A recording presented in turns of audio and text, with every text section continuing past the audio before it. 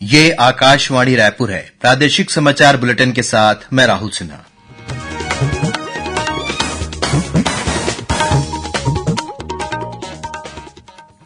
और अब पेश है आज के मुख्य समाचार। प्रदेश के सभी शासकीय विद्यालयों में आज किया गया संकुल स्तरीय पालक शिक्षक सम्मेलन का आयोजन। मुख्यमंत्री जशपुर के बंदरचुआ में आयोजित सम्मेलन में हुए शामिल। रेल मंत्रालय द्वारा बिलासपुर, अनूपपुर और इतवारी रेलवे स्टेशनों पर प्रधानमंत्री जनऔषधि केंद्रों की स्थापना की जाएगी। दुर्ग जिले के भिलाई खुर्सी पार्क क्षेत्र में एसीबी और ईओडब्ल्यू ने महादेव सट्टा ऐप का पैनल चलाने वाले 2 आरोपियों को किया गिरफ्तार। और मौसम विभाग ने अगले 24 घंटों के दौरान मध्य छत्तीसगढ़ में 1-2 स्थानों पर भारी वर्षा होने और आकाशीय बिजली गिरने की चेतावनी दी।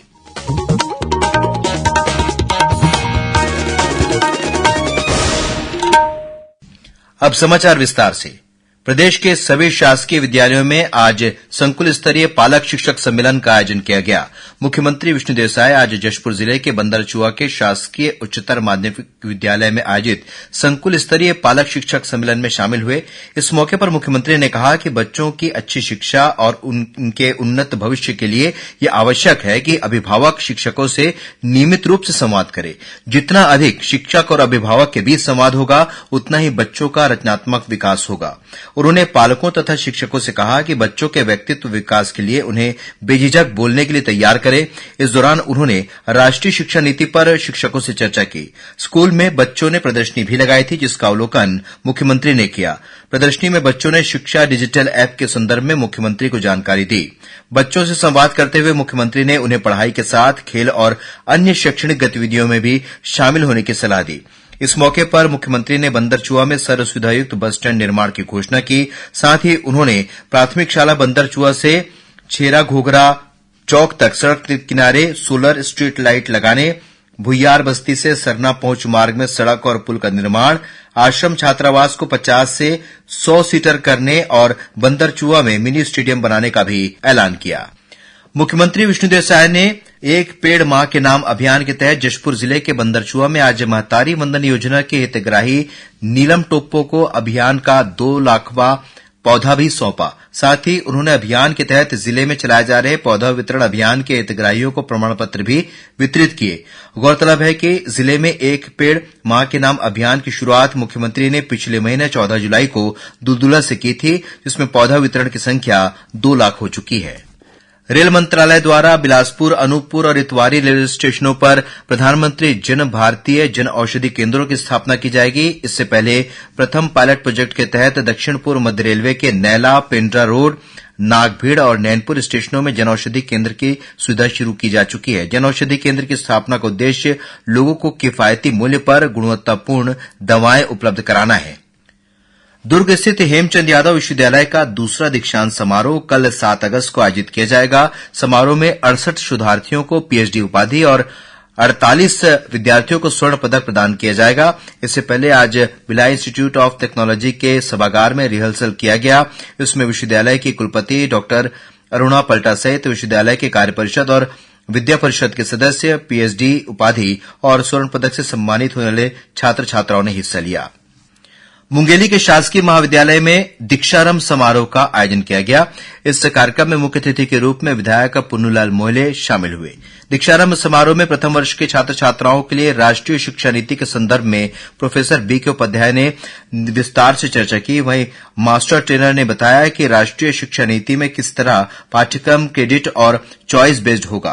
कार्यक्रम में बीए और बीकॉम के छात्र छात्राओं ने भाग लिया। वहीं बलरामपुर के शासकीय महाविद्यालय और नवीन कन्या महाविद्यालय के सभी संकायों के नव प्रेषित विद्यार्थियों के लिए दीक्षारंभ समारोह का आयोजन किया गया। कार्यक्रम को संबोधित करते हुए महाविद्यालय के प्राचार्य एनके देवांगन ने नव प्रवेशित विद्यार्थियों को नई शिक्षा नीति के प्रावधान और उद्देश्य की जानकारी दी। उधर नारायणपुर के शासकीय आदर्श महिला महाविद्यालय में आयोजित दीक्षारंभ कार्यक्रम में कुम्हारपाड़ा की पार्षद प्रमिला प्रधान और सहायक अध्यापक राजेंद्र कुमार यादव शामिल हुए। कार्यक्रम में नवागंतुक छात्राओं का तिलक लगाकर स्वागत किया गया। दुर्ग जिले के भिलाई कुर्सी पार्क क्षेत्र में एंटी करप्शन ब्यूरो एसीबी और आर्थिक अपराध अन्वेषण ब्यूरो ईओडब्ल्यू की टीम ने महादेव सट्टा ऐप का पैनल चलाने वाले 2 आरोपियों को गिरफ्तार किया है। दोनों आरोपियों को पूछताछ के लिए रायपुर लाया गया है। इससे पहले कल एसीबी और ईओडब्ल्यू की टीम ने कुर्सी पार्क के बंगाली मोहल्ला निवासी इन दोनों आरोपियों के घर पर छापा मारकर उन्हें गिरफ्तार किया था। गौरतलब है कि महादेव सट्टा ऐप मामले में शामिल आरोपियों के खिलाफ एसीबी और ईओडब्ल्यू की टीम प्रदेश भर में छापेमारी की कार्रवाई कर रही है। इसके लिए 16 टीमों का गठन किया गया है। प्रादेशिक समाचार आप आकाशवाणी रायपुर से सुन रहे हैं। छत्तीसगढ़ की खबरों से है आपका वास्ता और खबरों की विश्वसनीयता से है हमारा वास्ता। आकाशवाणी समाचार रायपुर के प्रादेशिक समाचार बुलेटिन के साथ ही हमारे समसामयिक कार्यक्रम आप रेडियो के अलावा अपने मोबाइल पर भी सुन सकते हैं। आकाशवाणी समाचार फेसबुक, ट्विटर और यूट्यूब पर भी उपलब्ध है। हमारा Facebook page Chhattisgarh news on AIR, Twitter handle CGAIR news और हमारा यूट्यूब चैनल है छत्तीसगढ़ AIR न्यूज। तो अब रेडियो के साथ ही आपके मोबाइल के जरिए भी हम पहुंच रहे हैं आप तक। छत्तीसगढ़ की हर खबर के लिए सुनते रहिए आकाशवाणी समाचार। और अब आगे बढ़ते हैं बाकी के समाचारों की ओर। मौसम विभाग के अनुसार प्रदेश में अगले 24 घंटों के दौरान अधिकांश स्थानों पर हल्की से मध्यम वर्षा होने अथवा गरज चमक के साथ छींटे पड़ने की संभावना है। एक मानसून द्रोणिका सीकर और ग्वालियर से होती हुई पुरुलिया और उसके बाद पूर्व मध्य बंगाल की खाड़ी तक विस्तारित है। इसके असर से मध्य छत्तीसगढ़ में 1-2 स्थानों पर गरज चमक के साथ भारी बारिश होने और आकाशीय बिजली गिरने की आशंका है। इस बीच आज दोपहर बाद राजधानी रायपुर सहित प्रदेश के कई इलाकों में गरज चमक के साथ तेज बारिश का दौर जारी है। छत्तीसगढ़ कर्मचारी अधिकारी फेडरेशन ने आज इंद्रावती भवन से मंत्रालय तक मशाल चेतना रैली निकाली। रैली में प्रदेश के सभी संभाग, जिला, ब्लॉक के प्रभारी, संयोजक, पदाधिकारी और जनप्रतिनिधियों ने मंत्रालय के सामने झन कर इनकार, हमर सुनो सरकार आंदोलन के प्रथम चरण में प्रदर्शन किया। गौरतलब है कि फेडरेशन ने विभिन्न मांगों को लेकर चरणबद्ध आंदोलन का ऐलान किया है। इसके अंतर्गत दूसरे चरण में 20 से 30 अगस्त तक सांसदों और विधायकों को ज्ञापन सौंपा जाएगा।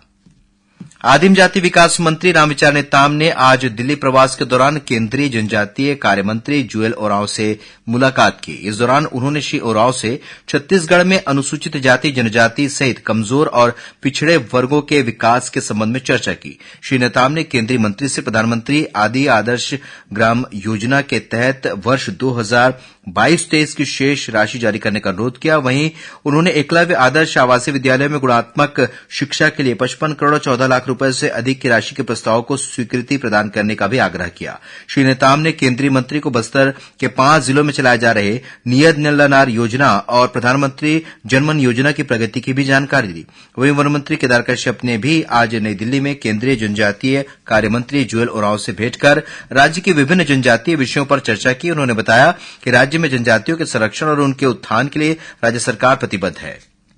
स्वास्थ्य मंत्री श्याम बिहारी जायसवाल की अध्यक्षता में आज मंत्रालय में CGMSC संचालक मंडल की 48वीं बैठक हुई। बैठक में जेम पोर्टल से उपकरण, कंज्यूमेबल और रिएजेंट की खरीदी करने का निर्णय लिया गया। वहीं वर्तमान प्रचलित अनुबंध दर को निरस्त कर दिया गया है। बैठक में स्वास्थ्य मंत्री ने आवश्यक निर्माण कार्य की वस्तुस्थिति और नए कार्यों की जानकारी भी ली। रायपुर के महंत घासीदास संग्रहालय में कल राज्यस्तरीय ट्रांसजेंडर सांस्कृतिक संध्या सांझ 6 का आयोजन किया गया।